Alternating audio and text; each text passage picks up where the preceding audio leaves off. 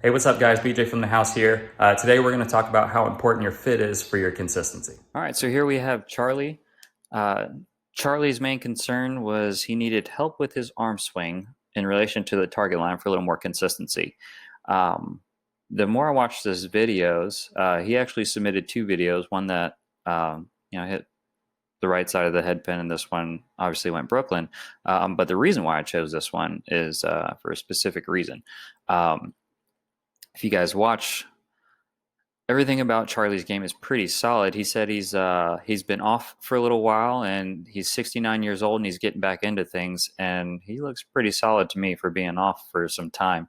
Um, but if you watch this, it's a nice five-step approach, nice smooth cadence with his feet. His push away is good right with that second step.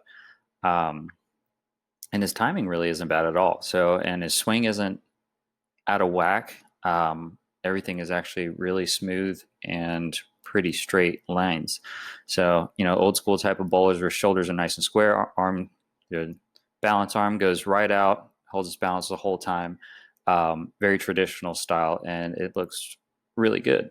Um, so, what I say here, the one big thing that I noticed was if you look right at this release, boom, ball bounces, falls right off his hand.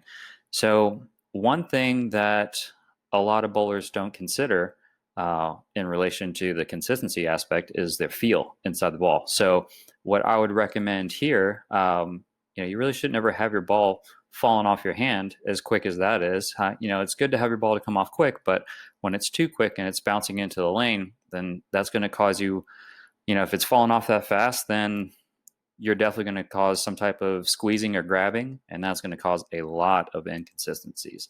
So, what my biggest recommendation here would be go to your local pro shop, someone that you trust that's done a good job for you, and have them double check your fit, make sure everything is tight.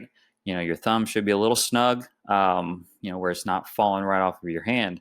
You should be able to, it should be snug. You shouldn't have any type of play inside of there. And then whenever you're going through here, just make sure you're not squeezing too much or using too much muscle. Everything here is pretty fluid.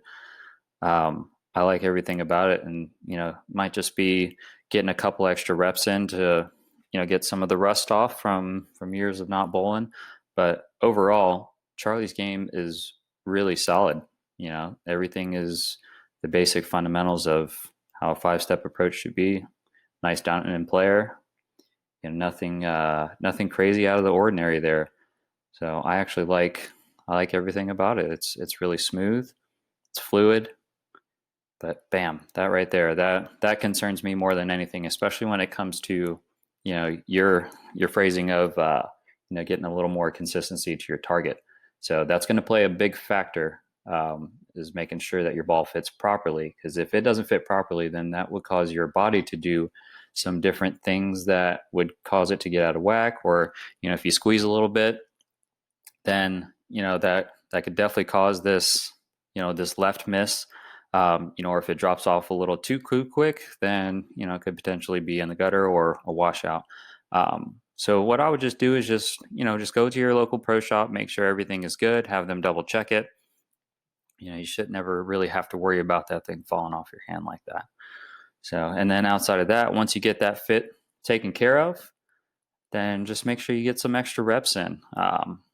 It might feel a little off right now as you're getting back into things, even if you're just like a month or two in, bowling once a week, or, if you could go in an extra day, um, set up some, just some different practice regimens for you, whether you're just shooting at 10 pins for, your first 10 or 15 minutes, or 7 pins for your first 10 or 15 minutes and going back and forth.